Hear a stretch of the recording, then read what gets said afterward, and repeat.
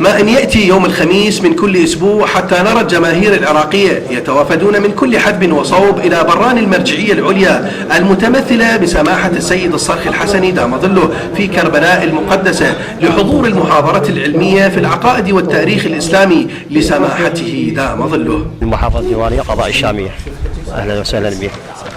حقيقة سمعنا بأن سماحة السيد الصرخ الحسني يلقي محاضرات في تاريخية عن شخصية المختار، فهذا سبب مجيئنا إلى كربلاء المقدسة للتبرك بسماع المحاضرات. محافظة من البصرة. أهلا وسهلا بك عزيزي. هذه أول مرة تحضر؟ والله المرة الرابعة على التوالي إن شاء الله أحضر. سبب تواجدك في هذا المكان؟ طبعا هنا في هذا المكان سماحة المرجع الديني السيد الصرخ الحسني يلقي محاضرات عقائدية تاريخية، يتناول في هذه الأيام شخصية غامضة نوعا ما، وأراد السيد أن يرفع هذا الغموض عن هذه الشخصية ألا وهي شخصية المختار الثقفي.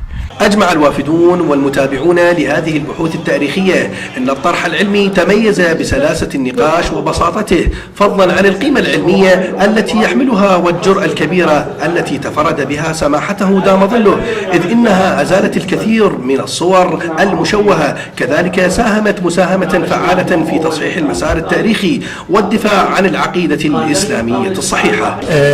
رأينا البحوث التاريخية التي تتضمن التحليل الموضوعي الذي تعتمده سماحة السيد الحسني دام ظله والوالد لكشف الحقائق التاريخية. نعم، يشرفني أن أحضر للمرة الأولى إلى مجلس آية الله العظمى السيد محمود الصرخ الحسني. استفدت اليوم من هذه المحاضرة كثيرا، حتى أنه عنوان التعليقات الذي طالما تردد على ملاحظات السيد حول موضوع كتاب ابن نما الحلي في موضوعة المختار الثقفي كانت تحيلنا إلى كتاب شهير جدا للرئيس ابن سينا تحت عنوان التعليقات. التعليقات كانت حصيفة للغاية، أرى أنها كانت عبارة تعتمد منهجا نقديا حيا، يعني كانت تشتغل تحاول أن تفكك بعض أهم العبارات أو المقولات التي أوردها ابن نما في حق المختار الثقفي. أرى أن الفائدة قد عمت، وأن الملاحظات تحت عنوان التعليقات كانت موفقة جدا. أتمنى أن يستفيد الحضور من هذه المحاضرات.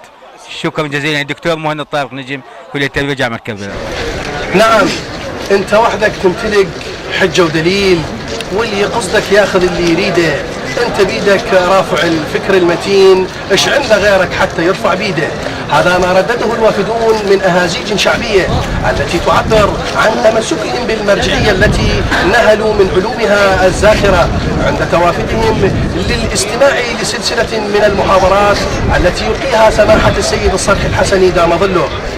لقناة المركز الإعلامي محمد الأسدي، كربلاء المقدسة.